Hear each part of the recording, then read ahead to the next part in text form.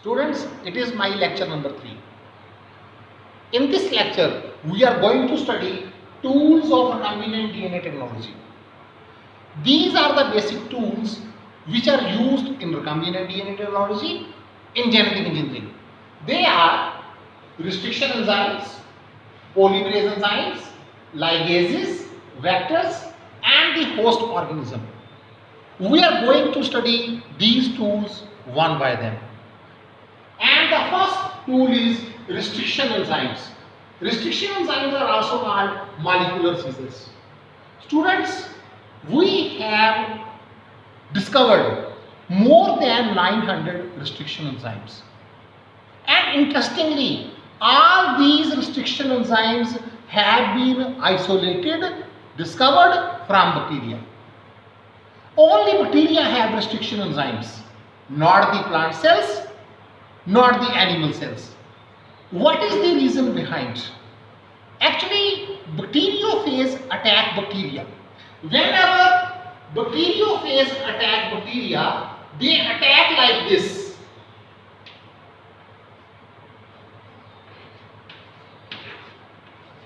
Do you remember what are bacteriophages? Bacteriophages are the viruses that attack bacteria. Whenever they attack a bacteria, their protein coat remains on the surface of the bacteria and their genetic material gets entered inside the bacteria. When genetic material goes inside the bacteria, these bacteria become bacteriophage factories, virus factories. During the evolution, what happened? To stop all this type of infection of bacteriophages, bacteria developed restriction enzymes. These restriction enzymes, to whom we also called molecular scissors, have the ability to cut these DNA into a number of DNA segments like this. But they cut at a specific location, and that is called the recognition sequence. Students, we have isolated more than 900 restriction enzymes from 230, more than 230 strains of bacteria. Actually, in 1963, it was found that Escherichia coli bacteria has two unique type of enzymes. And these enzymes were to stop the infection of bacteriophage. One of the enzymes worked like this. It simply added methyl groups to the DNA of the bacteriophage. Due to that, DNA was unable to work. And the other enzyme, which was the actual restriction enzyme, it cut on the DNA of bacteriophage into small fragments so that this DNA can't use the machinery of the bacteria for its purpose. The enzyme, the restriction endonuclease enzyme, which was first isolated, which was first studied, that was HIND2. After the discovery of HIND2, it took 5 years to recognize the sequence on which HIND2 attacks. Nowadays, we are using a number of restriction enzymes. These restriction enzymes has been named according to a convention, and all enzymes have been isolated from different strains of the bacteria. One thing is common in all these restriction enzymes. They cut at a specific sequence, and that sequence is called recognition sequence. One of the most important topic in this is naming of restriction enzymes. We follow a convention to name restriction enzymes. Let us learn this by having an example. For example, there is a restriction enzyme EcoR1.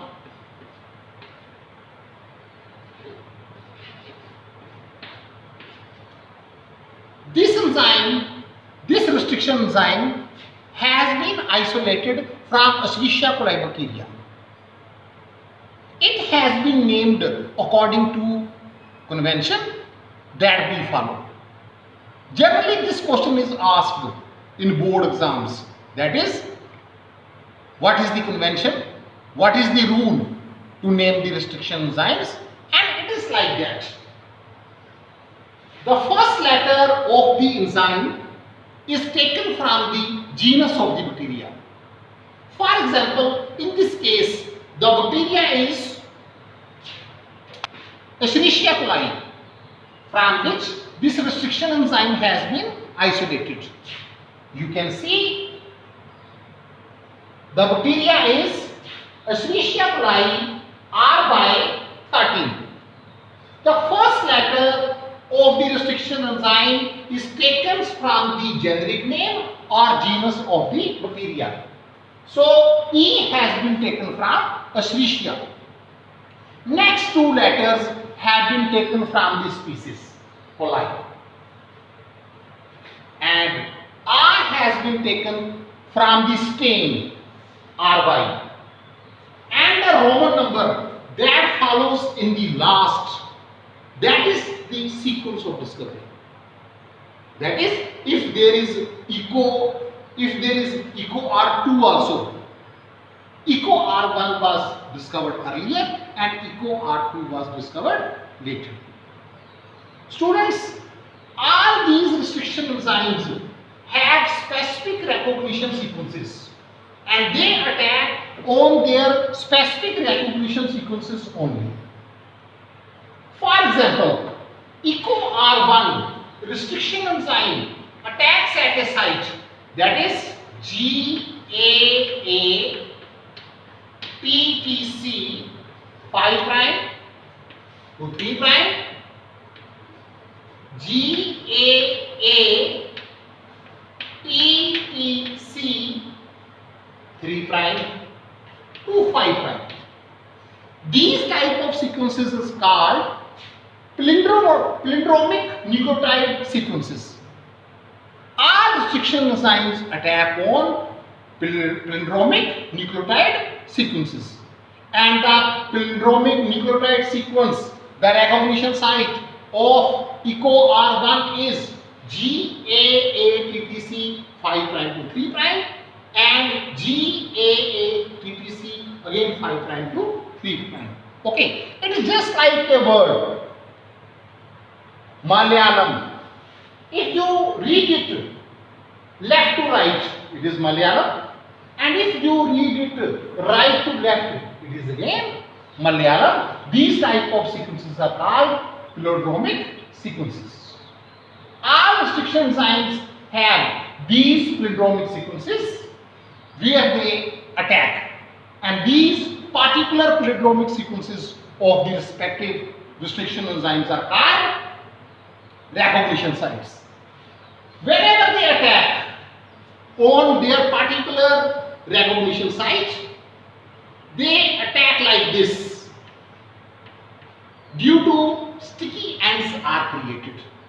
Students, I am going to show you a diagram through which you can understand very easily. And you also reported this diagram in my lecture number 2 when we studied Cohen and Bohr experiment. So what is being done over here? A foreign DNA, also called an alien DNA, also called a DNA segment of interest, also called the desired gene. We all have learned these terms in my lecture number 1. So this is the foreign DNA. And what is this? This is a plasmid, a vector DNA.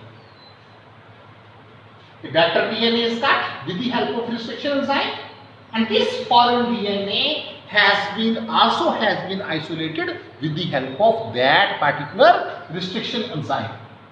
Both have sticky ends.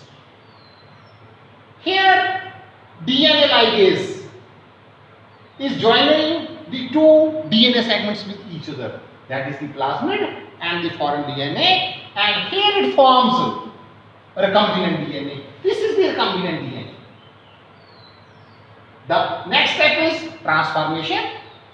This recombinant DNA is being sent to an Escherichia coli bacteria, and when Escherichia coli bacteria multiplies, that recombinant DNA also multiplies, and what we call it earlier, gene library or the gene cloning.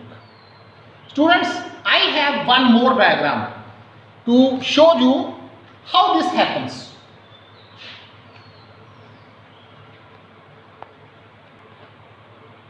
See this diagram. What is this? This is the plasmid with a site GAA. Stop for the way.